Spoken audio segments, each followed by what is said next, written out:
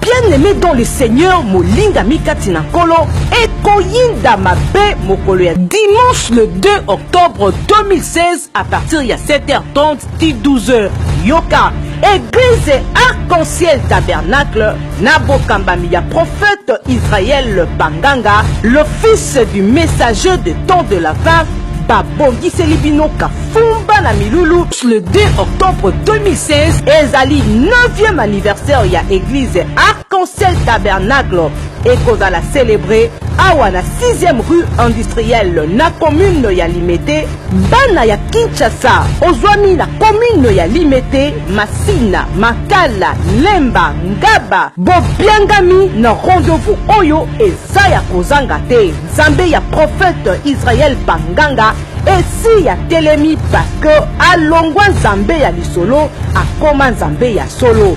Boya pour vivre événement 9e anniversaire ensemble na église Arc-en-Ciel Tabernacle, ensemble na libota ya Nzambe et cause la trop spécial. Rendez-vous oyo eza ya kozanga te, Saint-Esprit à cause la rendez-vous. Yoka mama na likambu oyo et ko signifier 9e anniversaire ya église Arc-en-Ciel Tabernacle.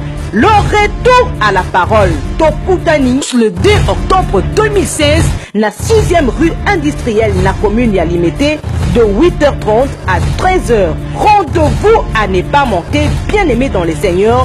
Venez vivre la puissance du Saint-Esprit parce que Nzambe ya Israël Panganga, Azali Nzambe ya réalité, Azali Nzambe ya solo. Il s'était bon Nzambe toujours.